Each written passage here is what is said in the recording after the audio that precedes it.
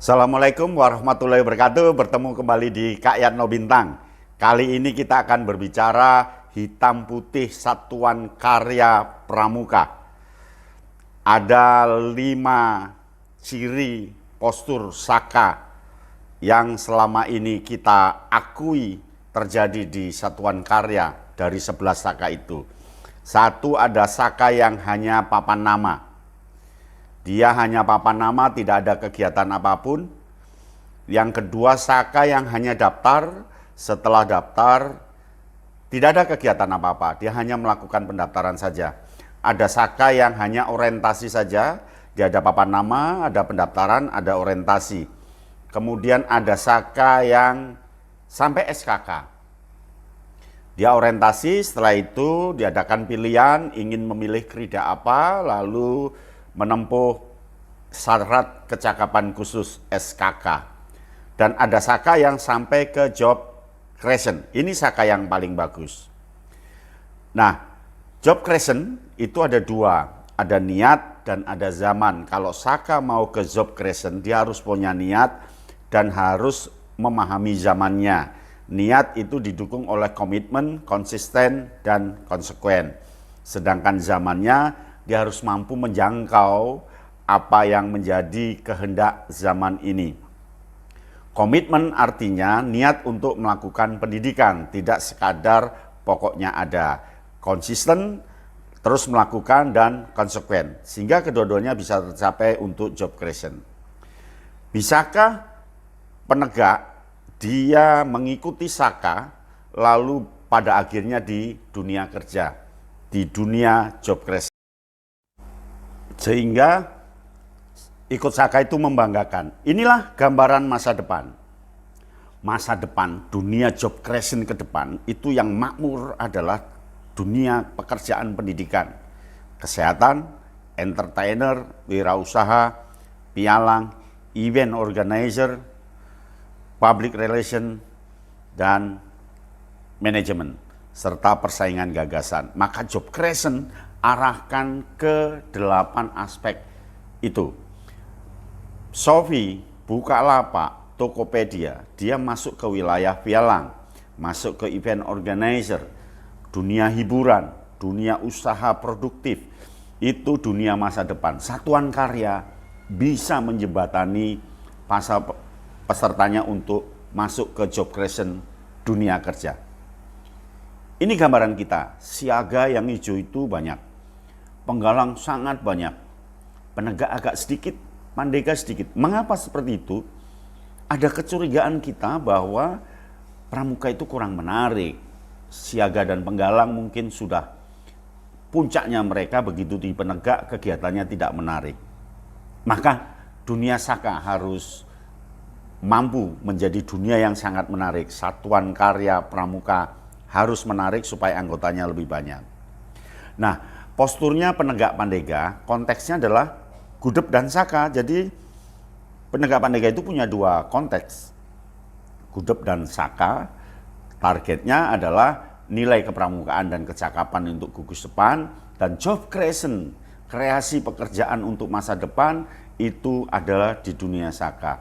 Maka dunia Saka harus dikelola dengan bagus oleh satuan karya. Satuan karya itu pemberi kesempatan bagi anak-anak pramuka untuk membangun bakat minatnya supaya bisa kelak layak kerja. Tapi faktanya ada Saka yang hanya papan nama, banyak Saka yang hanya seolah-olah, bukan by design tapi by statement. Tidak ada koordinasi matang antara kuartir dengan lembaga pendukung Saka. Hanya sebatas mengenal keterampilan tanpa membuahkan sosok yang cakap dalam bersaka. Hanya sebagai bahan sosialisasi semata, tidak ada hasil apa-apa, dan rata-rata jeruk makan jeruk. Artinya Saka itu anggotanya adalah, kalau dia Taruna Bumi, anggotanya adalah SMK Pertanian. Jadi seharusnya untuk masyarakat sekitar yang tidak di sekolah pertanian. Tapi bagaimanapun satuan karya harus kita bangun dengan bagus. Mumpung ini kesempatan kita untuk membangun masa depan.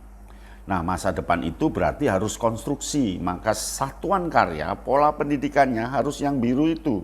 Tidak yang merah hanya diceramai lalu ujian. lalu berdasarkan kompetensi saja, reseptif dan simulasi, tapi sampai ke produktif, praktek dan konstruksi. Ada hasil, ada karya di sana yang bisa dibuktikan oleh peserta didik. Karena masanya memang dari struktural sudah ke post struktural. Maka kita harus berani melakukan perubahan seperti itu. Sekarang kita lihat, Saka itu adalah membantu gugus depan untuk proses latihan bakat dan minat. Maka satuan karya isinya dua dia, intervensi dan habituasi. Habituasi yang dimaksud itu adalah pembiasaan. Intervensi pemberian materi keilmuannya, materi tentang pekerjaan. Jadi lengkap sebenarnya, maka lakukan latihan yang terus-menerus supaya penegak pandega suka.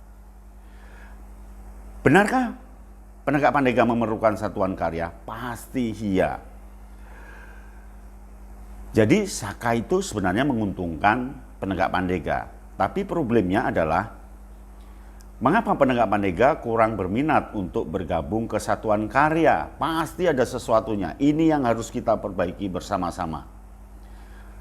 Kalau bisa, satu pramuka, satu job creation. Satu pramuka, satu kreasi pekerjaan yang betul-betul menjawab masa depan dan untuk kehidupannya kelak. Maka satuan karya itu harus berjalan bagus. Ada orientasinya, dilakukan secara sukarela, ada permintaan tertulis, ada izin pembina, dan aktif, tidak hanya sekadar orientasi, tapi sampai pada job creation. Nanti orang itu dapat pekerjaan karena dia ikut satuan karya itu. Orang itu dapat pekerjaan itu karena ikut satuan karya itu. Begitu seterusnya. Karena Saka itu tumpuannya adalah gugus depan. Dari gugus depan muncullah satuan karya. Dari satuan karya dia aktif di Dewan Kerja, Dewan Saka. Lalu dia punya syarat kecakapan atau kecakapan khusus yang diperoleh oleh dia. Maka Gudep bisa menjadi pangkalan utama bagi pembinaan kita semua. Jadi jangan kaget. Pangkalan itu kalau bisa di kuartir cabang, dia punya sanggar-sanggar. Sanggar itu bisa di ranting-ranting, sanggar itu bisa di persawahan mana. Itu untuk Saka Taruna Bumi, ada sanggar peternakan, sanggar sawah yang mana, sanggar apa, begitu seterusnya. Itu yang kita harapkan. Jadi jangan mandek di Kuarcap. Kalau mandek di Kuarcap nggak ada yang mau ikut jumlah sekian banyak. Jadi Saka dibentuk, dikendalikan, dibina Kuaran dan Kuarcap berdasarkan minat bakat, hobi yang sama. Dia 10-40 orang aja satu krida itu. Dihimpun, dibina, terpisah putra dan putri. Lalu diberi identitas, ada motivasi, ada semangat. Contohnya Satuan Karya Pramuka Widya Budaya Bakti Kartini. Itu contoh nama. Sekarang ini kan satuan karya hanya di Kuarcap 1 dan anggotanya sangat sedikit. Nah, Saka dibina oleh Pamong Saka karena dia di sanggar-sanggar berarti Pamong Sakanya harus banyak. Pamong Sakanya harus banyak. Pematerinya instruktur Saka dikelompokkan krida-krida. Pesertanya penegak pandega, penggalang terap boleh dari Gudep di sekitar dan pemuda yang berminat. Ayo lakukan pembenahan satuan karya. Dunia hitam putih satuan karya harus menjadi dunia putih semuanya. Nah, Dewan Saka itu terdiri dari adik-adik untuk mewakili sanggar-sanggar tadi. Jadi sanggar-sanggar ada perwakilannya. Itulah dia membentuk Dewan Saka. Lalu jangan lupa di sana ada Dewan Kehormatan Saka. Dewan Saka itu cukup 2 tahun, setelah itu pilihan lagi. Dan jangan lupa ada Dewan Kehormatan untuk forum kehormatan anggota Saka untuk menyelesaikan hal-hal yang menyangkut nama baik Saka. Sebenarnya mudah kan seperti itu? Bagaimana menurut Anda? Akankah putra-putri Indonesia berada di puncak peradatan melalui gerakan pramuka? Setuju, pasti. Maka job creation itu masukkan ke minat peserta, peluangnya diajari cara menangkapnya, diajari berani untuk masuk ke dunia kerja sebagai startup, sebagai pemula, lalu beri modal. Modal bukan berarti uang, modal itu kecakapan yang cukup, wawasan yang cukup, persepsi yang cukup. Yakin anak-anak Saka bisa masuk ke dunia job creation. Sementara ini kan anak-anak tidak diajari untuk itu. Nah, job creation itu dunianya Saka. Tapi coba lihat gambar ini. Apa kesan Anda terhadap gambar ini? Pasti terlalu banyak beban. Maka Saka tidak boleh terlalu banyak beban. Terlalu banyak masalah. Lakukan saja. Nanti akan muncul satuan karya terpuji. Biasanya dia ditandai oleh mulia dan berterima. Bukan Saka yang terpuruk, Saka yang abal-abal, dan Saka yang ditolak oleh masyarakat. Kita berharap satuan karya itu terpuji, mulia, dan berterima. Terpuji itu ditandai oleh mampu membaca zaman, mampu memadukan pengetahuan, keterampilan, dan sikap, belajar dari fakta dan pengalaman untuk kepentingan anggota dan peserta Saka, merasa dan menata, mengkreasi dan menginovasi, serta tahan godaan dan hadapi tantangan. Itu harapan kita, satuan karya apapun namanya dari 11 itu, dia harus menjadi satuan karya yang terpuji, satuan karya yang dielulukan oleh banyak orang, bukan yang terpuruk. Satuan karya yang terpuruk dicirikan oleh orangnya egoistis, lupa tentang tugas dan fungsinya, terbawa godaan, tidak konsisten, labil, berpikir negatif, sombong, dan lemah pengelolaan. Jangan seperti itu. Lalu apa yang harus kita perbuat? Yang harus kita perbuat, mengabdilah di Saka dengan ikhlas, dengan cara adakan pendekatan identifikasi diri peserta satu demi satu, beri pilihan tentang masa depannya, lalu latih secara kuat terus-menerus, lakukan sesuai dengan jadwalnya secara disiplin. Aspek pendukungnya sebenarnya 4 ini.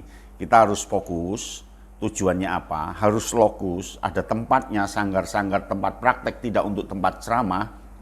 Ada modusnya, modus itu strategi, metode, atau teknik-tekniknya, dan ada habitus. Habitus itu pembiasaan-pembiasaan yang mudah, menyenangkan, dan mudah dijangkau, sehingga sanggar itu adalah rumahnya peserta didik. Kita berharap bahwa satuan karya itu ada peningkatan.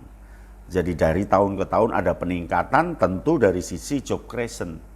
Sehingga tiap tahun kita akan menghasilkan banyak usahawan baru, startup baru dari satuan karya. Caranya biarkan mereka di pangkalan berdinamika, seperti kuning, seperti biru, nggak apa-apa, yang penting asal dalam kotak. Jangan seperti yang merah, kalau merah keluar harus dikembalikan ke kotak. Sampai di sini, salam Kak Yatro Bintang.